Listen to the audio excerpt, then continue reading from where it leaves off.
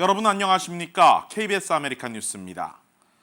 윌셔 초등학교 폐교를 결정했던 남가주 한국학원 이사회의 부채가 당초 알려진 것보다 훨씬 많은 것으로 확인됐습니다. KBS 아메리칸은 여기에 더해 실제 이사회에 그동안 알려지지 않은 융자 내역도 입수했는데요. 이해하기 힘든 원금 상환 방식으로 융자를 한 것으로 확인됐습니다. 김경일 기자가 단독 보도합니다. 남가주 한국학원 이사회 윌셔 초등학교 부지 융자 관련 내역입니다. 지난 2015년 6월 1일 85만 달러를 7년 4.3% 이자율 고정으로 융자받았습니다. 매달 3,044달러 50센트를 상환하고 있지만 이자율을 합치면 실제 상환 금액은 100만 달러에 육박하는 것으로 보입니다. 문제는 이 융자 상환 조건이 벌룬 페이먼트 방식, 다시 말해 적은 돈을 상환하다 만기 때 대규모 잔액을 일시불로 상환하는 방식이라는 것입니다. 최소한의 비용만 갚고 있다 만기가 왔을 때 다시 거액의 융자를 하는 것을 되풀이하고 있다는 것입니다. 실제로 학교가 개설된 지 33년이 지났지만 여전히 부채 원금은 크게 줄어들지 않았습니다. 현재 남가주 한국학원 이사회는 2015년 85만 달러 융자 금액을 3년간 상환해 현재 78만 6,300달러 상환 금액이 남았습니다. 이사회 측은 이것이 전체 부채 규모라고 밝히고 있지만 실상은 더 있습니다.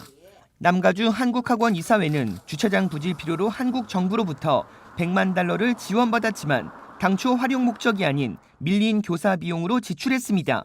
한국 정부는 100만 달러 상환을 요구했지만 이사회는 5만 달러를 상환한 채 95만 달러는 갚지 않고 있습니다.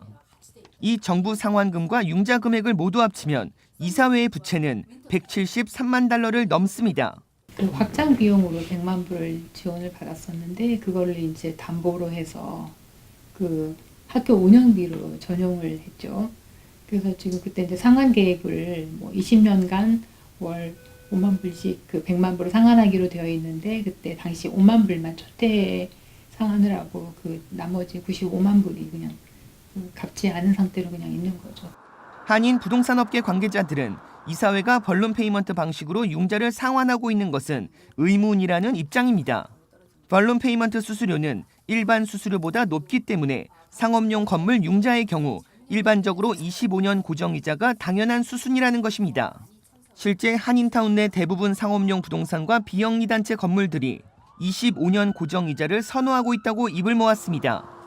하지만 벌룬 페이먼트는 현재 모기지 비용을 줄이기 위한 것으로 이후 상환 금액이 더 늘어날 수 있다고 우려했습니다. 현재 남가주 한국학원 일부 이사들은 7년 벌룬 페이먼트 융자 조건과 이후 상환 금액이 늘어날 수 있다는 내용을 전혀 모르고 있고 줄어들지 않는 이사회 부채에 대해 잘 모르겠다는 입장만을 계속해서 내놓고 있습니다. KBS 뉴스 김경일입니다.